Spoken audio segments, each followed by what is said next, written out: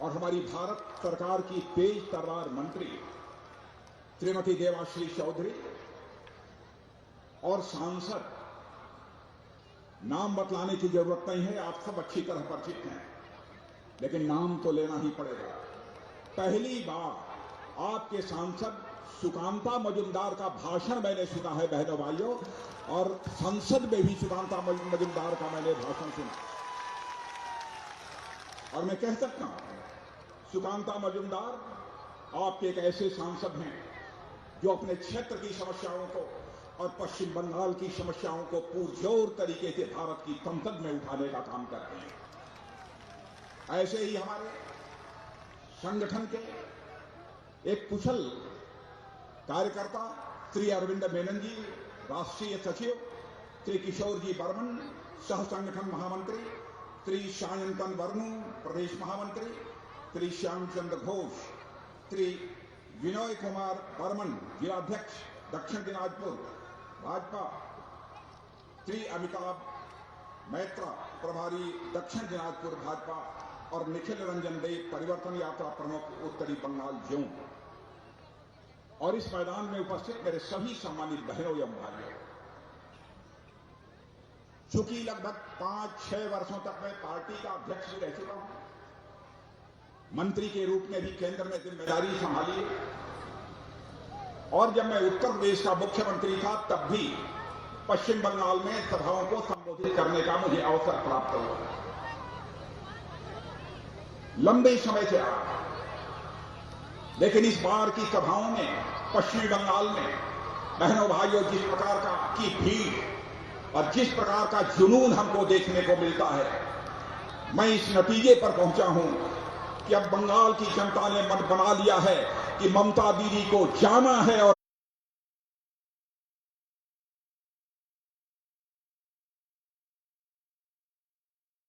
और भारतीय जनता पार्टी को पश्चिम बंगाल में आना। और आज 2019 के बाद पहली सभा भी मैं कहीं पर संबोधित कर रहा हूं तो बालूर घाट में कर रहा हूं। यह हमारी पहली सभा, मैं पहली बार आप लोगों के बीच आया, फिर भी तालियां बजाकर, नारे लगाकर जिस गर्मजोशी के साथ आपने स्वागत किया है, बहनों भाइयों मैं कहना चाहूंगा, भारत की परंपरा, शिष्टाचार का तकावा, स्वागत, अभिनंदन और सलाम दुआ कभी एकतरफा नहीं होना चाहिए। इसलिए मैं भी अपनी तरफ से शीश झुकाकर इस बालूर घाट की जनता का हार्दिक अभिनंदन करता हूं, आप सभी का मैं स्वागत करता हूं। यह बालूर घाट मां बुरी काली की पवित्र भूमि है, यह मां बोल्ला रक्षा काली की यह पवित्र भूमि है बहने भाइयों। और इस बार यदि हमको अपने सभाओं की शुरुआत भी यदि कहीं से करनी पड़ी है तो बालूर घाट के एक ऐसे पवित्र भूमि से करने का अवसर प्राप्त हुआ है। मैं भूल नहीं सकता सरोज रंजन चट्टोपाध्याय को, ऐसे क्रांतिकारी को, उस सरोज रंजन चट्टोपाध्याय की भी क्रांतिकारी की धरती यह बालूर घाट है बहनों भाइयों। और तेभागा आंदोलन का यह स्थान है, यह केंद्र है। मैं समझता हूं कि हर व्यक्ति इस बात से अच्छी तरह परिचित हो। और मनमथ राय जैसे नाट्यकर्मी के रंगभूमि भी इस बंगाल में यदि कोई है, यह बालूर घाटी है बहनों भाइयों, जहां पर आज खड़े होकर मैं सभा को संबोधित कर रहा हूं। जहां तक बालूर घाट ही नहीं, मैं कह सकता हूं पूरा बंगाल भारत की राजनीतिक, सांस्कृतिक और आध्यात्मिक चेतना का एक बहुत बड़ा केंद्र है बहनों भाई।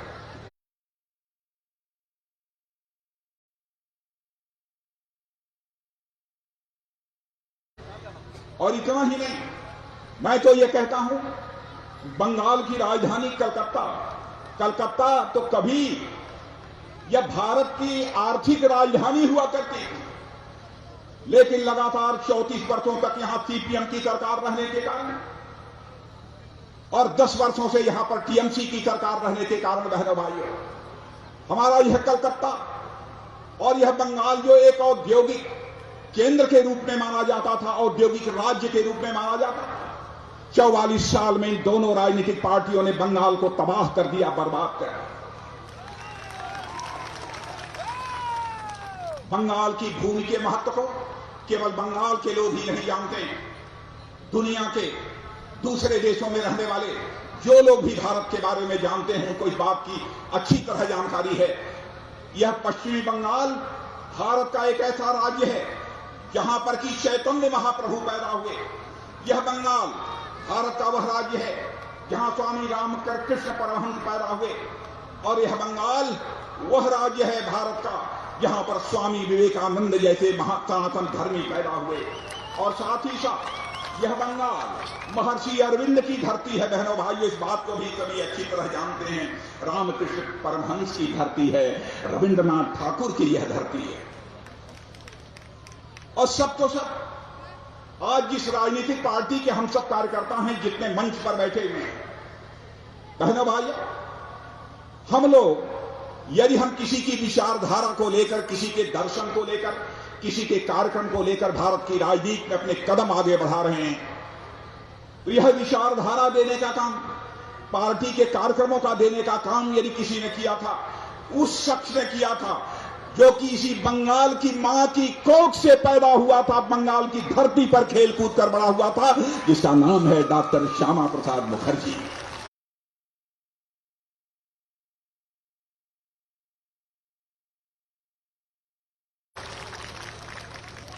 हम उन्हीं के रास्ते पर आगे बढ़ रहे हैं। आदरणीय अटल बिहारी वाजपेयी जी के नेतृत्व में मिलीजुली सरकार बनी। कभी यह कोई सोचता नहीं था कि डॉक्टर श्यामा प्रसाद मुखर्जी ने जो बीजारोपण किया है जिस राजनीतिक दल का, आज वह बीज एक वट वृक्ष के रूप में भारतीय जनता पार्टी के रूप में सारी दुनिया के सामने खड़ा हो जाएगा, कभी किसी ने सोचा नहीं। और आपने देखा 2014 में आपके आशीर्वाद से, आपकी शुभकामनाओं से भारतीय जनता पार्टी को स्पष्ट बहुमत हासिल हुआ है। 2014 में भी हासिल हुआ, 2019 में उससे ज्यादा सीटों पर आपने विजय दिलाई है मेरे बहने भाइयों। और नरेंद्र भाई मोदी भारत के प्रधानमंत्री हैं। दुनिया के सर्वाधिक लोकप्रिय नेताओं में भी गणना होती है तो आपके हमारे प्रधानमंत्री नरेंद्र भाई मोदी की है। कौन इस सच्चाई को नकार सकता है? अंतर्राष्ट्रीय जगत में सारी दुनिया में भारत का मस्तक यदि ऊंचा करने का काम किया है तो हमारे प्रधानमंत्री नरेंद्र भाई मोदी ने किया है। यह कोई छोटी बात नहीं। विकास और सुशासन, डेवलपमेंट और गुड गवर्नेंस का जहां तक सवाल है, 7 साल गुजर गए हम लोगों को सरकार चलाते हुए। भारत ही नहीं, दुनिया का कोई व्यक्ति उंगली उठाकर नहीं कह सकता है बहनों भाइयों कि हमारी सरकार के किसी मंत्री के दामन पर कोई भ्रष्टाचार की दाग लगी हुई हो, कोई नहीं कहता। मैं अपनी बंगाल की दीदी से पूछना चाहता हूं, दीदी आपकी सरकार के ऊपर भ्रष्टाचार के आरोप क्यों लगे? बंगाल की जनता आपसे इस सवाल का जवाब चाहती। बहनों भाइयों, टीएमसी की सरकार के पास इसका कोई जवाब नहीं। विकास का जहां तक सवाल है, कम्युनिस्ट पार्टी के लोगों से पूछना चाहता हूं, कांग्रेस के लोगों से पूछना चाहता हूं, 34 साल लगातार कम्युनिस्ट पार्टी की सरकार रही, क्या बंगाल में विकास किया? 10 वर्षों से यहां पर टीएमसी की सरकार है, क्या विकास हुआ है यहां पर? मैं यकीन दिलाकर जाना चाहता हूं बहनों भाइयों, और मेरी बातों पर आपको भरोसा न हो, यकीन न हो, जिन राज्यों में हमारी सरकारें हैं वहां जाकर आप देख लीजिए। 5 वर्षों में हम बंगाल की तकदीर को बदल देंगे बहनों भाइयों, तस्वीर को बदल देंगे। हम आपको यकीन दिलाना चाहते हैं। सरकार चलाने की कला यदि किसी के पास है तो वह भारतीय जनता पार्टी के पास है। और एक मोदी जी जैसा सशक्त और प्रभावी नेतृत्व में मिला। बहनों भाइयों, हमारा प्रधानमंत्री दुनिया के दूसरे देशों में जाता है तो दमखम के साथ अपनी बातों को रखता है, पुरजोर तरीकों से अपनी बातों को रखता है, नजर झुकाकर अपनी बातों को नहीं रखता है, बल्कि दुनिया के दूसरे देशों के साथ नजर से नजर मिलाकर हमारा प्रधानमंत्री बात करता है। जहां तक विकास का सवाल है, मैं दूर नहीं ले जाना चाहूंगा आपको। मैं यही दिनाजपुर की मैं बात करना चाहता हूं। हमारे सुकांता जी मजूमदार यहां पर आपके सांसद बैठे, मैं इसका श्रेय इनको भी देना चाहता हूं। इन्होंने भरपूर कोशिश की।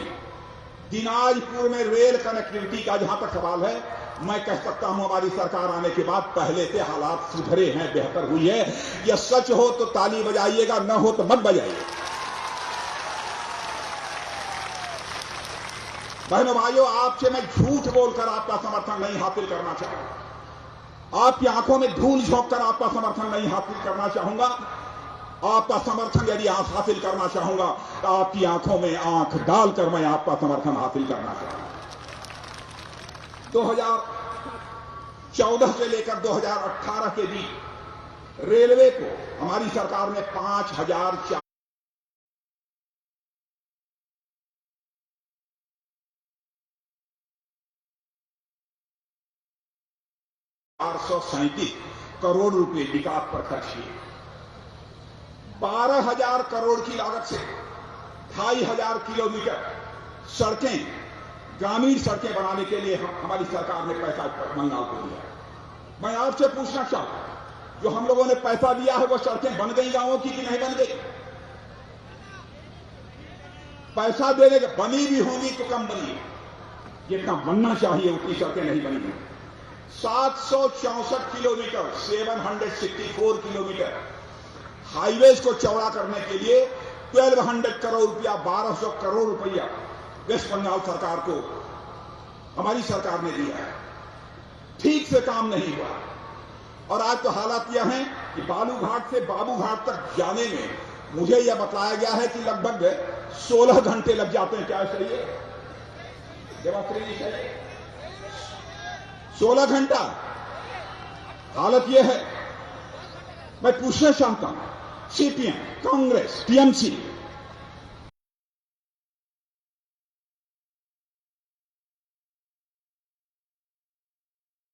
क्या यही विकास पश्चिम बंगाल का आप लोगों ने किया है? और बहनों भाइयों, इस बार के बजट में आपको बतला कर जाना चाहता हूं, इस बार के बजट में 8,500 किलोमीटर हाईवे बनाने का प्रस्ताव रखा गया है और इसमें से 25,000 करोड़ वेस्ट बंगाल के लिए एलोकेट किया गया है। लेकिन डर इस बात का है, कहीं यहां की टीएमसी की सरकार, हमारी दीदी की सरकार, इतना पैसा दिया गया है हाईवेज के लिए, कहीं इस मामले को भी लटका न दे, अटका न दे, भटका न दे, इस बात की हमको चिंता है। लेकिन मैं जानता हूं, अब यह हाईवेज के लिए जो पैसा दिया गया, अब वह न लटकने पाएगा, न अटकने पाएगा, न भटकने पाएगा। हाईवे बनकर रहेगी, क्योंकि अब तो टीएमसी जा रही है और भारतीय जनता पार्टी की सरकार आ गई। बहन भाइयों,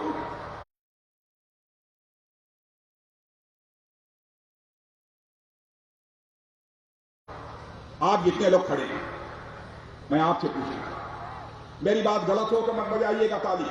आज तक अपने राजनीतिक जीवन में जनता से झूठ बोलकर, जनता को गुमराह करके मैंने कभी समर्थन नहीं हासिल किया। जब भी समर्थन हासिल किया है, जनता को की आंखों में आंख डालकर समर्थन हासिल किया। मेरी बात गलत हो तो ताली मत बजाइए, यदि हो सही तो ताली भी बजाइएगा और नारे भी लगाइएगा। बहनों भाइयों, प्रधानमंत्री जन धन योजना के अंतर्गत खाते खोलने का काम किसने किया है? क्यों किया है? क्यों किया है? यह मोदी जी ने खाते क्यों खुलवाए? अब पता नहीं यहां की दीदी ने खाते खोलने दिया कि नहीं दिया, यह तो मैं नहीं जानता। लेकिन खाते इसलिए खुलवाए, जब हमारे भूतपूर्व प्रधानमंत्री राजीव गांधी जी हुआ कहते थे, क्या करें, प्रधानमंत्री तो हूं, लेकिन हमारी मजबूरी है कि मैं दिल्ली से 100 पैसा भेजता हूं, नीचे पहुंचते पहुंचते लोगों तक केवल 14 पैसा पहुंचता। मोदी जी ने कहा कि हम मजबूर प्रधानमंत्री नहीं हैं, हम मजबूर प्रधानमंत्री नहीं, हम तो मजबूत प्रधानमंत्री हैं। 100 पैसा भेजेंगे और 100 पैसा नीचे। और इतना ही नहीं, भ्रष्टाचार पर अंकुश लगेगा।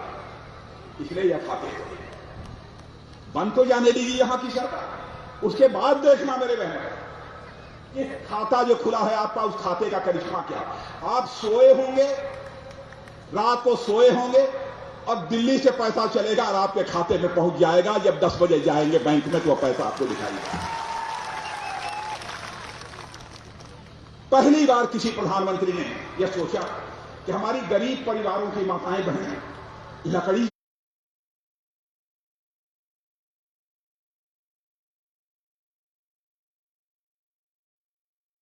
जलाकर, अंगीठी जलाकर खाना बनाती, आंखों में धुएं लगते हैं, आंसू निकलते हैं, खांसी आती है। क्या किसी प्रधानमंत्री ने चिंता की? हमारे प्रधानमंत्री जी ने कहा हम इस भारतवर्ष के अंदर एक भी गरीब परिवार रहने नहीं देंगे जिस पर गरीब परिवार के घर में गैस का सिलेंडर न पहुंच जाए। और बहनों भाइयों, प्रधानमंत्री उज्ज्वला योजना के अंतर्गत सिलेंडर पहुंच जाए। लेकिन मैं जानता हूं कि जितना यहां पहुंचना चाहिए नहीं पहुंच पाया, क्योंकि राज्य सरकार को जितना सहयोग करना चाहिए राज्य सरकार ने इसमें सहयोग नहीं किया। किसने सोचा था, किस प्रधानमंत्री ने सोचा था कि हमारे गरीब परिवार की माताओं बहनों को भी नित्य क्रिया के लिए बाहर नहीं जाना चाहिए, घर में ही शौचालय होना चाहिए। बहनों भाइयों, मां बहनों की इज्जत और असमत की भी चिंता किसी ने की तो हमारे प्रधानमंत्री नरेंद्र भाई मोदी ने। केवल मेरी बात गलत हो बहन तो बतलाना गलत है, सही है तो हाथ उठाकर बहनों आप लोग बतला दो। और लेकिन यहां की टीएमसी की सरकार ने क्या, हमारी दीदी की सरकार ने क्या किया, केवल 64 लाख शौचालय बनाए। आप भरोसा रखना, जिनके घरों में शौचालय नहीं है, जिनके घरों में टॉयलेट नहीं है, पश्चिम बंगाल में हमारी सरकार बनेगी, टॉयलेट हम बनाकर ही दम लेंगे, आपको भरोसा दिया। क्या हो गया है पश्चिम बंगाल, क्या कर दिया है सीपीएम और टीएमसी की सरकारों ने 44 साल वर्षों में। बहनों भाइयों, पूरा भारत नवीन शताब्दी में जी रहा है, पूरा भारत नवीन शताब्दी में जी रहा है और हमारा यह पश्चिम बंगाल 19वीं शताब्दी में जी रहा है। हम आपको 19वीं शताब्दी में हम नहीं देखना चाहते हैं बहनों भाइयों, हम आपको 21वीं शताब्दी में देखना चाहते हैं, 19वीं शताब्दी में हम नहीं देखना चाहते। इसलिए हम अपनी सरकार बनाना चाहते हैं। आजादी के 75 सालों में हालात बद से बदतर हो गए। मां माटी मानुष,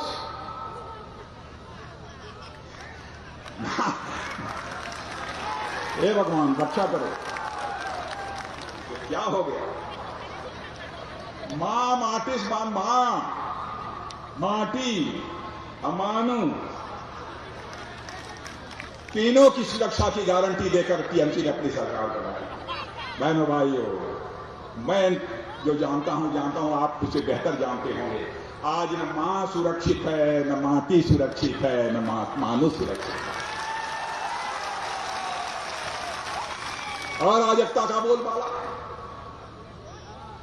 पॉलिटिकल वायलेंस, राजनीतिक हिंसा का सिलसिला दौर चल रहा है। हमारे 150 कार्यकर्ता मारे गए, कौन देगा इसकी कीमत। मैं दीदी आपसे पूछना चाहता, क्या किसी मुख्यमंत्री की यह जिम्मेदारी नहीं बनती? कानून और व्यवस्था उसके राज्य में चुस्त दुरुस्त। मैं भी उत्तर प्रदेश का मुख्यमंत्री रहा हूं बहनों। पहली जिम्मेदारी लॉ एंड ऑर्डर की सुरक्षा के लिए किसी की होती है उस राज्य के मुख्यमंत्री। क्यों हिंसाएं हो? पिछले 7-8 वर्षों में हमारे लगभग 150 से 200 कार्यकर्ता मारे गए, 1500-2000 घायल हुए। ये कैसे हमारे कार्यकर्ता काम करते हैं? मैं सचमुच अपने भारतीय जनता पार्टी के कार्यकर्ता जिस मुसीबत में, जिस चुनौती में उन्हें काम करना पड़ता है, मैं उनका अभिनंदन करना चाहता हूं। ऐसे सभी कार्यकर्ताओं का ऐसे हालात बना दिए। बहनों भाइयों, हम यदि किसी राज्य का विकास करना चाहते हैं, सुरक्षा, सिक्योरिटी,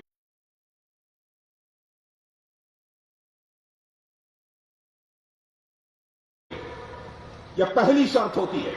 डेवलपमेंट की पहली शर्त होती है सिक्योरिटी, सुरक्षा। देखो, सुरक्षा है ही, और ऐसी सरकार हमको नहीं चाहिए जो सरकार जनता को सुरक्षा दे ही न सके।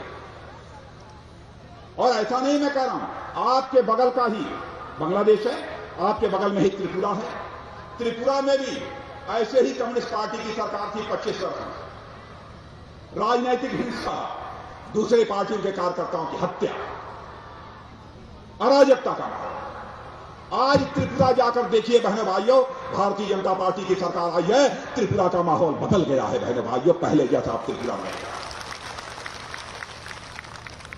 सभी को सुरक्षा की गारंटी, सभी को सुरक्षा की गारंटी। लोग ये कहते हैं भारतीय जनता पार्टी आएगी तो मजहब धर्म के आधार पर भेदभाव करेगी। मैं दो टूक शब्दों में कहना चाहता हूं, हम जाति, पंथ, मजहब के आधार पर सरकार नहीं चलाएंगे। हम सरकार चलाएंगे तो इंसाफ और इंसानियत के आधार पर चलाएंगे बहनों भाइयों। Justice to all, appeasement of none, न्याय सभी को, तुष्टीकरण किसी का नहीं। यही हमारे सरकार चलाने का सिद्धांत हो और इसी आधार पर हम सरकार चलाएं। विडंबना यह है, चौंकाने वाली बात यह है कि यहां की टीएमसी की सरकार ने पॉलिटिक्स को पीपुल के ऊपर मान लिया, राजनीति को लोगों के ऊपर मान लिया। और बहुत सारी ऐसी योजना, यही कारण है कि बहुत सारी योजनाएं जो केंद्र सरकार ने लागू की, यहां की सरकार ने लागू की। गरीबों के लिए योजनाएं हमारे मोदी जी ने प्रारंभ की हैं। देश के दूसरे राज्य गरीबों को दे रहे हैं, आदिवासियों को दे रहे हैं, पिछड़ों को दे रहे हैं, लेकिन यहां पर नहीं मिल रहा। मैं प्रधानमंत्री आवास योजना, चले जाइए दूसरे राज्यों में बहनों भाइयों, पता लगा लीजिए। आज भी मैं कहकर जा रहा हूं, आप सरकार बना दीजिए पश्चिम बंगाल में। देश में तो हमने 2022 का टारगेट दिया है मोदी जी ने, लेकिन पश्चिम बंगाल में थोड़ा सा 1 साल 1.5 साल अधिक लग सकता है, क्योंकि नई नई सरकार बनेगी तो उसको समय लगेगा। हम पश्चिम बंगाल में एक भी परिवार ऐसा नहीं रहने देंगे जिस परिवार के पास अपना सिर ढकने के लिए पक्का छत न मुहैया हो, ऐसा एक भी परिवार नहीं रहने देंगे। प्रधानमंत्री किसान सम्मान निधि भारत के इतिहास में कभी नहीं हुआ। हमारे प्रधानमंत्री ने कहा कि भाई ऐसा करो, खाते सबके खुल रहे हैं, इसलिए हर किसान के खाते में हर साल 6,000 रुपया जाए। अब यहां की सरकार ने कहा नहीं, बंगाल के किसानों को नहीं मिले, यहां के किसानों को नहीं मिला। मिला है कि नहीं, मैं आपसे पूछना चाहता हूं। नहीं मिला ना? आप बतलाइए, मिला है कि नहीं? जरा उधर खड़े हैं, उधर चारदीवारी के। तो आज मेरी बात सुन लें, आप हमारी सरकार बना दो बहनों, हम आपको विश्वास दिलाकर जाना चाहते हैं। 6,000 रुपया हर साल का जो पिछड़ा बकाया है वह भी हम आपको देंगे, और आगे भी जो देना है वह भी हम किसानों को मुहैया कराएंगे। हम आपको विश्वास दिलाकर जाना चाहते हैं। एक बात और, आयुष्मान भारत बहन भाइयों, एक योजना हम लोगों ने चलाई है, आयुष्मान भारत। आपसे मैं पूछना चाहता हूं, आप लोग जो आयुष्मान भारत योजना ऐसी योजना है कि यह दुनिया में ऐसी योजना किसी सरकार ने नहीं चलाई है, केवल मोदी जी ने चलाई है। जानते हैं बहनों भाइयों, गरीब का बेटा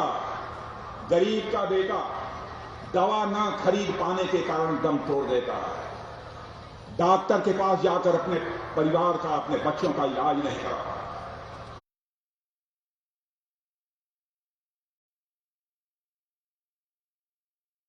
मोदी जी ने कहा यह हमको मंजूर नहीं है। उन्होंने आयुष्मान भारत योजना सारे देश के लिए लागू कर दी है।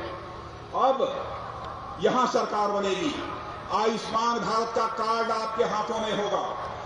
सुन लो ध्यान से, आयुष्मान भारत का कार्ड आपके हाथों में होगा। ताली मत अभी मत बजाओ। आयुष्मान भारत का कार्ड आपके हाथों में होगा और प्रतिवर्ष 5 लाख रुपए तक का मुफ्त में आपका इलाज होगा। यह है आयुष्मान भारत। और यदि एक साल में आपकी 5 लाख खर्च करने के बावजूद भी तबीयत ठीक नहीं होती है तो अगले साल के लिए भी 5 लाख रुपया हमारी सरकार खर्च करेगी। यह है आयुष्मान भारत योजना। यह किसी देश में लागू नहीं है। मैं कहना चाहता हूं ममता जी, क्या राजनीति केवल सरकार बनाने के लिए की जानी चाहिए? मैं आपसे पूछ रहा हूं मेरे भाई, क्या राजनीति केवल सरकार बनाने के लिए की जानी चाहिए? बहनों भाइयों, हम लोग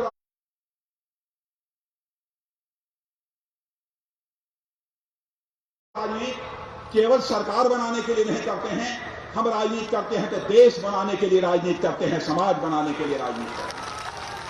यह दूसरी पार्टियों में, हमारी पार्टियों में अंतर है।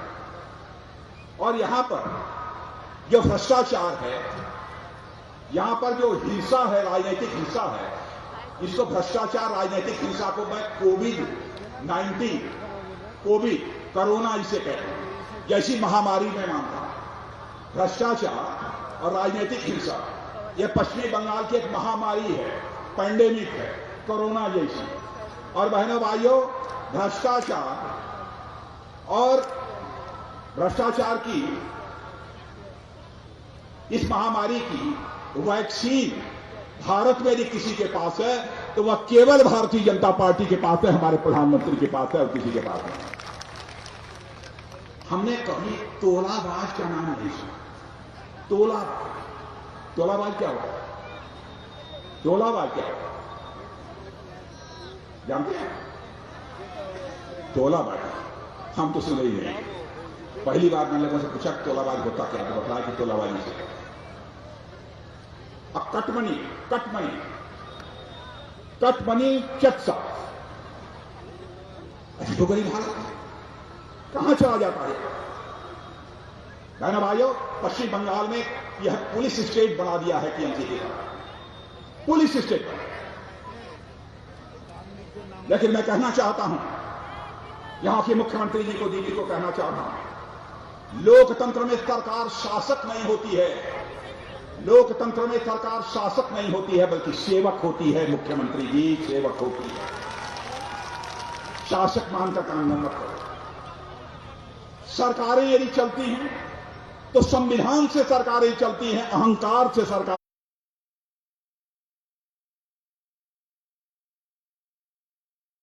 नहीं चलती हैं। बहनों भाइयों, सीखना है तो हमारे प्रधानमंत्री मोदी जी से सीखो। खुलेआम मैंने एक चैनल देखा, चैनल का नाम तो नहीं लेना चाहूंगा।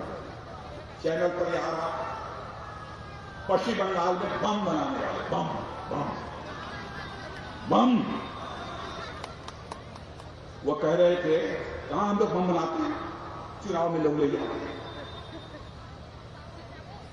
भाई बम बनेगा, इस बम की फैक्ट्री बनाने की, बंद कराने की जिम्मेदारी किसकी हो? देखो, यकीन दिलाकर जाना चाहता हूं मेरे बहनों भाइयों, हम लोगों की सरकार बनेगी, या बम होगा या हम होंगे, फैसला कर लेंगे। बहनों भाइयों, हिंसा को किसी भी सूरत में इजाजत नहीं दी जाती। देख लीजिए, नॉर्थ ईस्ट में हिंसा का बोलबाला था। नॉर्थ ईस्ट में आज अमन चैन है, शांति व्यवस्था वहां पर कायम है। असम में हमारी सरकार तेजी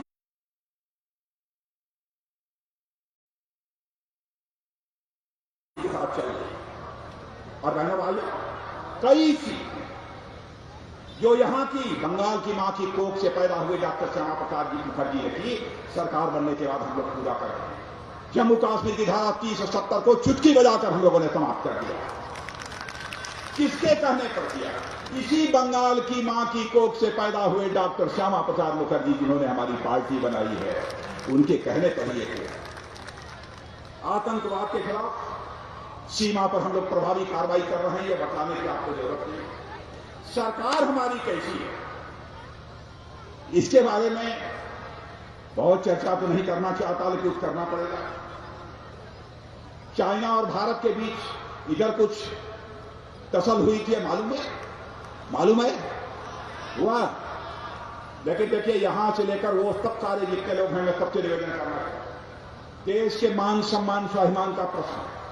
मेरे बहनों भाइयों, हमारे सेना के जवानों ने जिस शौर्य और पराक्रम का परिचय दिया है बहनों भाइयों, आज सारी दुनिया में भारत का मस्तक ऊंचा हो गया है। ऐसे सेना के जवानों का हाथ उठाकर सभी के द्वारा हार्दिक अभिनंदन किया जाना चाहिए, उनका स्वागत किया जाना चाहिए।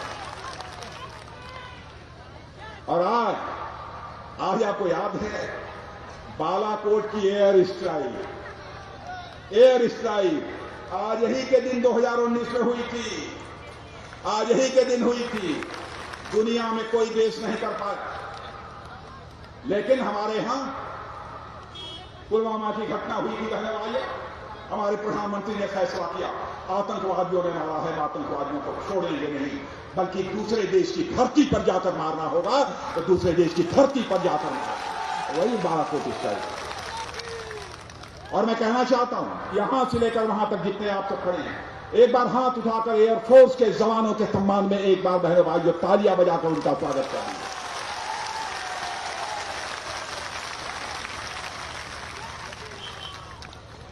कितनी बातों की मैं चर्चा करूं, चाहे सीमाओं की सुरक्षा हो,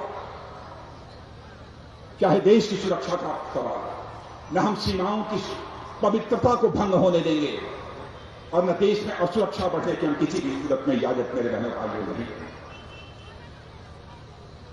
आपका बांग्लादेश से लगा हुआ यह जिला भी है। अब यह बताइए, अभी हमसे दिलीप घोष का पता है, कह रहे थे कि भाई साहब अभी 900 किलोमीटर पर कोई न फेंसिंग लगी है न बॉर्डर आउटपोस्ट। मैंने कहा क्या करें, यहां की सरकार जमीन दे तो ना।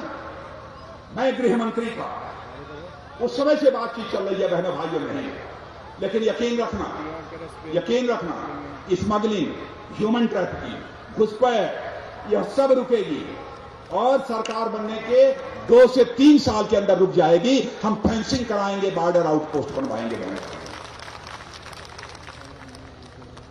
एक नागरिकता कानून का भी मामला चल रहा था, आप जानते हैं, मैं ज्यादा में नहीं हूं, जो प्रताड़ित होकर पाकिस्तान, अफगानिस्तान, बांग्लादेश से आए हुए हैं, उनको यदि भारत की नागरिकता भी देनी होगी तो हम भारत की नागरिकता भी देंगे। यह भी मैं आपको भरोसा दिलाकर मैं जानना चाहता हूं, किसी को इस पर शंका नहीं होनी चाहिए। मैं तो आप लोगों से यही निवेदन करने आया हूं बहनों भाइयों, इन तोलाबाजों से, घोटालों से इस बंगाल को मुक्ति दिलाई, यही मैं आप सबसे अपील करने आया हूं।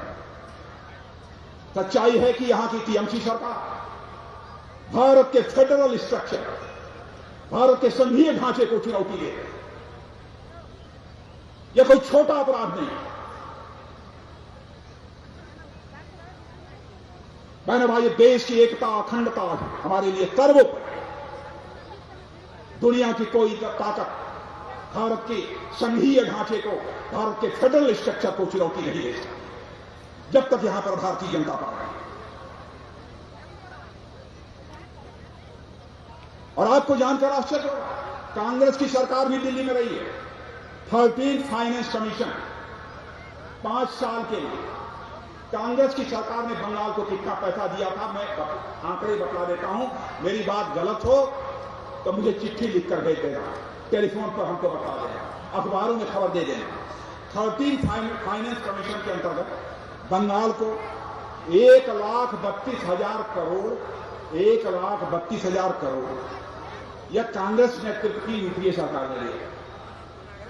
लेकिन हम लोगों की सरकार आने के बाद, मोदी जी की सरकार आने के बाद, अब मैं बतलाता हूं, कांग्रेस के समय 1,32,000 करोड़ दिया और हम लोगों ने 14th फाइनेंस कमीशन के अंतर्गत 5 साल के लिए 4,48,000 दिया है बहनों भाइयों पश्चिम बंगाल के लिए। इसके बावजूद हमारी दीदी, हमारे नरेंद्र मोदी जी को दोष देती है। बंगला में कहावत है बहनों भाइयों, जो तो दोष नंदो घोष।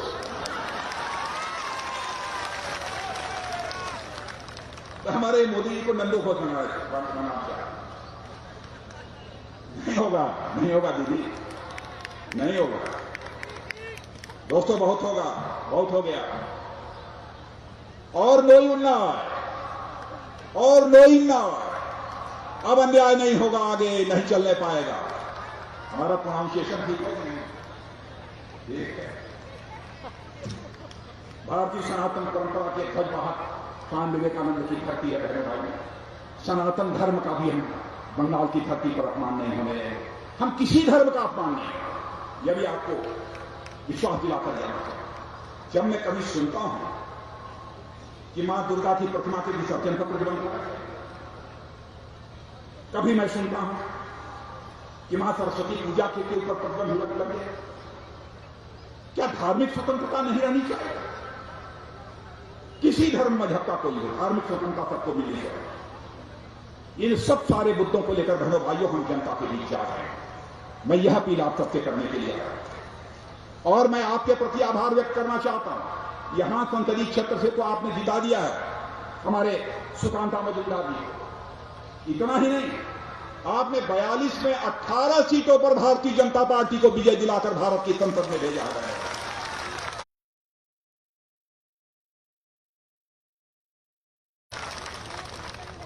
आपने 42 में 18 सीटों पर भारतीय जनता पार्टी को विजय दिलाकर भारत के अंदर एक नए राजनीतिक अध्याय की शुरुआत कर दी है। पॉलिटिकल चैप्टर एक नया खोल दिया है आपने।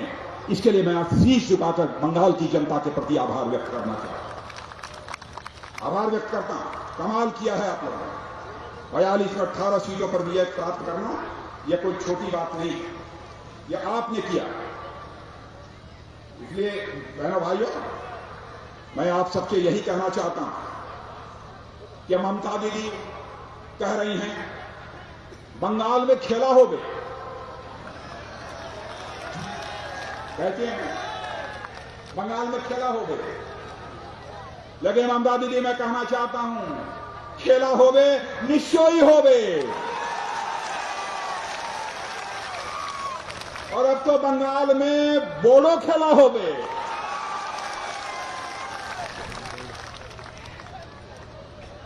यही खेला विकास का खेला हो गए, यही खेला शांति का खेला हो गए। चलेगा? अरे चलेगा नहीं, पीछे से लोग भी हाथ उठाकर बताए दौड़ेगा कि चलेगा? ममता दीदी बंगाल में आई दादागिरी चोलवे ना, चोलवे ना। यही समय परिवर्तनों समय अच्छे, परिवर्तनों समय अच्छे। आप लोग जो खड़े हैं ये सही है, परिवर्तनों अच्छे या नहीं? परिवर्तन करिए, परिवर्तन करिए। और आप मेरी बातों से सहमत होंगे तो एक बार तालियां बजाकर मुझे विश्व भरोसा भी दिला दीजिए।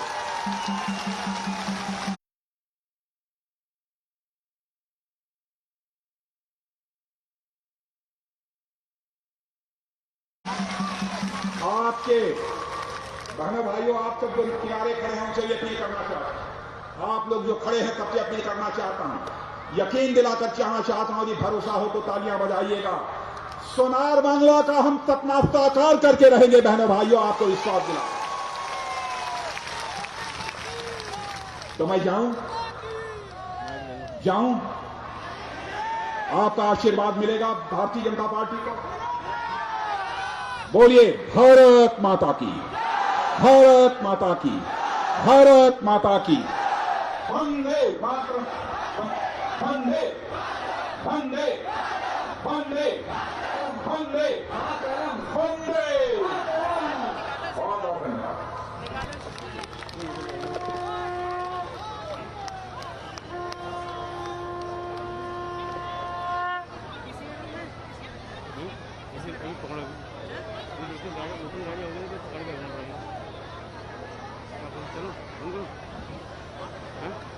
वंदे मातरम।